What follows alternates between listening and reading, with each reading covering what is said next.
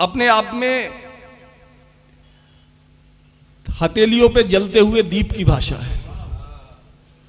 और ये कविता जब किसी नारी स्वर से निकलती है तो अगर वो भक्तिमयी होती है तो वो मीरा बन जाती है, और जब वो कहीं विरक्ति में डूबी हुई होती है तो महादेवी वर्मा बन जाती है, और वो कहीं बहुत सारे रसों को, बहुत सारी संवेदनाओं को साथ लेके चलती है तो वही कविता डॉक्टर दुर्गा टंडन बन जाती है। हमारे बीच चंदोसी से डॉक्टर दुर्गा टंडन जी उपस्थित हैं, जो मंच की बड़ी सशक्त हस्ताक्षर हैं। मैं उनका स्वागत करता हूं और निवेदन करता हूं कि वो आएं और मंच पर कविता।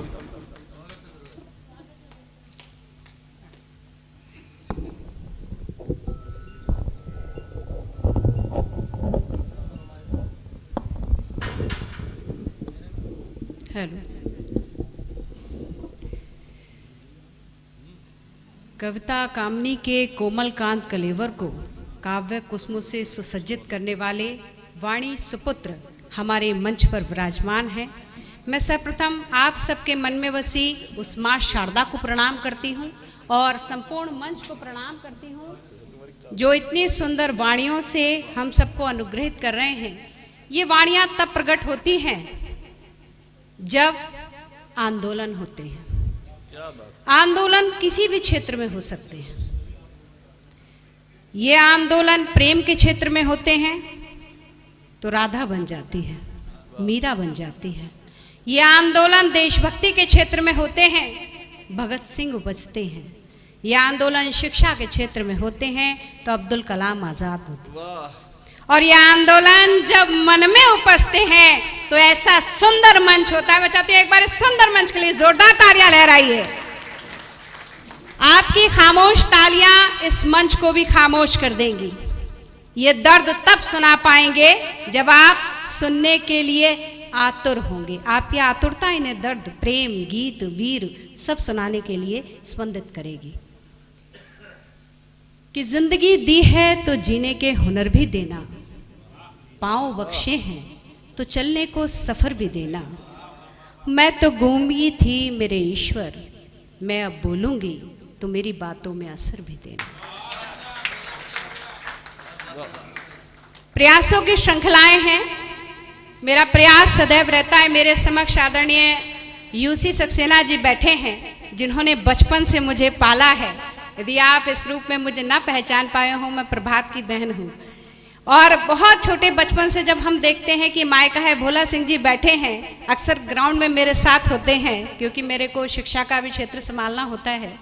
और ऐसा महाननीय व्यक्तित्वों से संपन्न मंच बैठा है और मेरे सामने बैठे हैं तो डरने की तो क्या ही बात है। आज जो वाणी आप सुनेंगे वो तो एक अंगार ही है। उसका कारण है देश के प्रति लिखना मेरा स्वभाव है। मैं बहुत ही जोरदार वाणी से इस बात को स्वीकार करती हूँ कि मेरा भारत सनातनी देश है और मैं इसी मिशन पर निकली हूँ कि मेरी जो वाणी है उसके माध्यम से मैं अपने सनातन को पुरजोर तरीके से विश्व में रख सकूं। वाह, क्या बात है। समक्ष निवेदित करती हूँ कि चेतना को जगा दो, समर शेष है। अब अधर में खड़ा ये मेरा देश है। मैं अपने राष्ट्र के युवकों को कहती हूँ कि चेतना को जगा दो, समर शेष है। अब अधर में खड़ा ये मेरा देश है। आपकी राष्ट्र को है जरूरत बहुत, आप उसी प्रेम में पल रहा द्वेष है।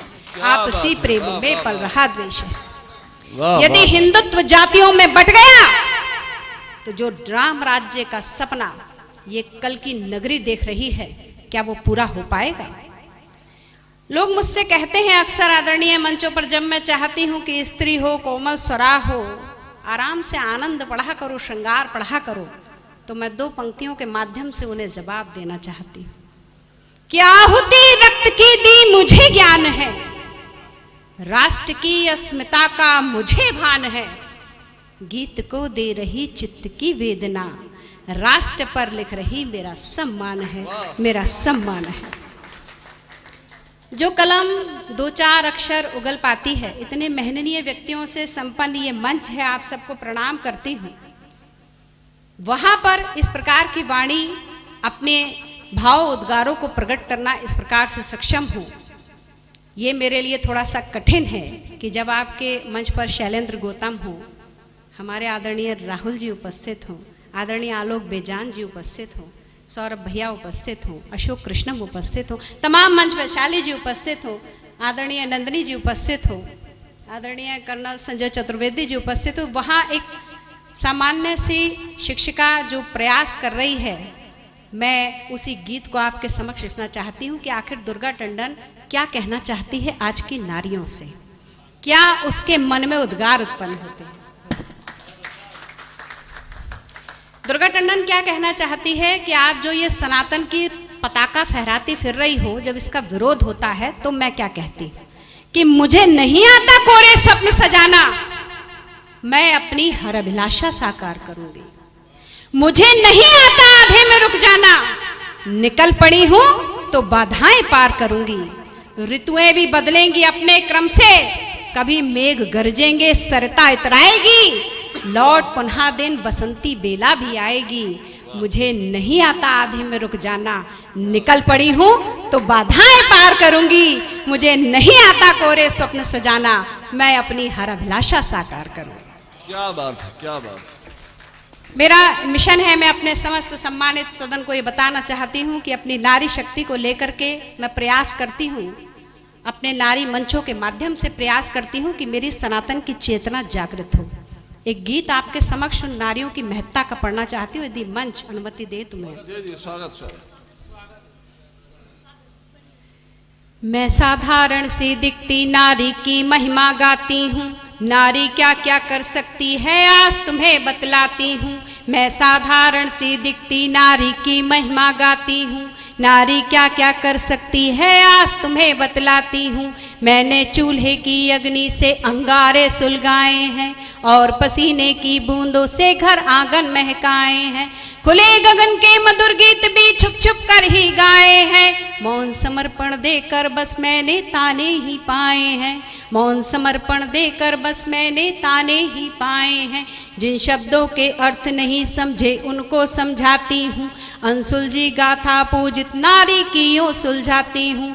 नारी क्या क्या कर सकती है आज तुम्हें बतलाती हूँ, मैं साधारण सी दिखती नारी की महिमा गाती हूँ। वो नारी जब एक पुत्र पुत्री को जन्मती है, 52 हड्डियों के टूटने के बराबर पीड़ा होती है। वही नारी तैयार करती है हमारी सरहद के लिए भगत सिंह को, वही नारी तैयार करती है हमारे राष्ट्र के लिए मोदी जी को। मैं प्रयास करती हूं इन पंक्तियों में उस नारी की वेदना आपके समक्ष रखने का। पीड़ा का अनुवाद बनी समझौतों की लाचारी है, एक नहीं दो दो मात्राएं नर से भारी नारी है। श्रम से आंगन सींच रही जो फूलों की वह क्यारी है, प्रश्न यही है फिर क्यों वो अबला और बिचारी है। प्रश्न यही है फिर क्यों वो अबला और बिचारी है। भावों शब्दों की अनुपम सरता में बहती जाती हूँ, नारी क्या क्या कर सकती है आज तुम्हें बतलाती हूँ। मैं साधारण सी दिखती नारी की महिमा गाती हूँ, नारी क्या क्या कर सकती है आज तुम्हें बतलाती हूँ। आज नारियां किसी परिचय की मोहताज नहीं है।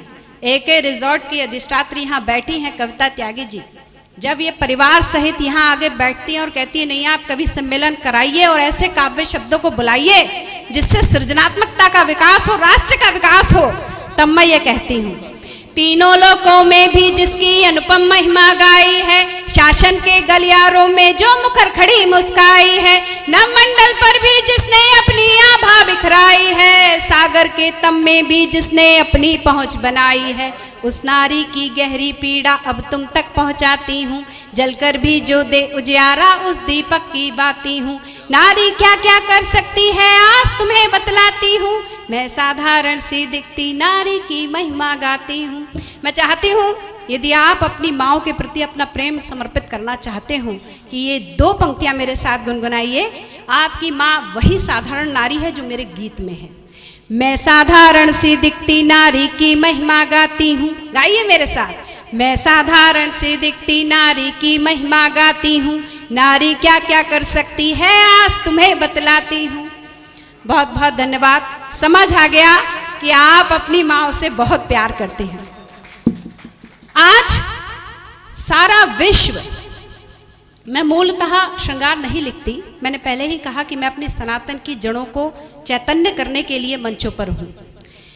आज जब सारा विश्व दिवाली मना रहा है, मेरा देश बड़े प्रेम से होली खेल रहा है, और जिस चैतन्य शक्ति के कारण होली खेल रहा है, यदि मंच अनुमति दे तो 2 पंक्तियों के माध्यम से कहना चाहती हूं।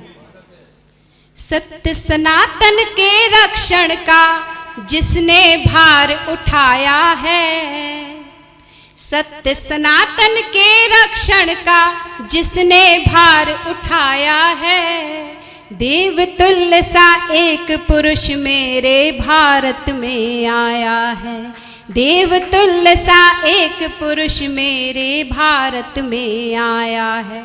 आप सबके अंदर हिंदुत्व की भावना जागृत थी, परंतु यदि वो प्रधानमंत्री ना होता तो क्या हम उसे अंतर्राष्ट्रीय स्तर पर रख सकते थे कि मौन आस्था हुई मुखरित फिर से विश्वास जगाया है, देवतुल्य सा एक पुरुष मेरे भारत में आया है, देवतुल्य सा एक पुरुष मेरे भारत में आया है। एक छंद जो 22 जनवरी के लिए लिखा था मैंने, ये मेरा अंतिम छंद है क्योंकि बहुत अच्छी और सुंदर आवाज़ें आप सबके समक्ष आने वाली हैं, पर मुझे लगा वो छंद आपके समक्ष जरूर रखना चाहिए। 22 जनवरी को जब रामलला की प्रतिष्ठा हुई तो मेरी कलम उठी और 4 पंक्तियां इस प्रकार से निकली, और उसमें जो आने वाला कल है उसकी भी पीड़ा है, आप सुनिएगा। दीपक जले हैं आज खुमारी बिछाई है, आनंद की लहर तो अवध से ही आई है, लगता है जैसे कृष्ण ने मुरली बजाई है, राधे राधे कहने की अब तो बारी आई है। जिसको मथुरा का मंदिर चाहिए एक बार जोरदार तालियों से निवेदित करिए। राधे राधे कहने की अब तो बारी आई है, दीपक जले हैं आज खुमारी बिछाई है। और आप सबको एक बात जरूर कहना चाहती हूँ और इस बात के साथ अपनी वाणी को विराम देती हूँ कि आप सबके मन में जो राष्ट्र की चेतना है उसमें आज आप प्राण भर लीजिए, क्योंकि केवल शांत बैठने से आपको ना राम मंदिर मिला था, ना ही आपको मथुरा का मंदिर मिलेगा, और ना ही आपको कहीं और पहुंच होगा। जी बिल्कुल, कि अंगार से भर ले हृदय यदि करना है नव का सृजन, तुझे अवतार बन जाना पड़ेगा विध्वंस करने से प्रथम, विध्वंस करने से प्रथम। बहुत बहुत धन्यवाद। वाह वाह वाह वाह वाह वाह, क्या बात है। देखिए आपने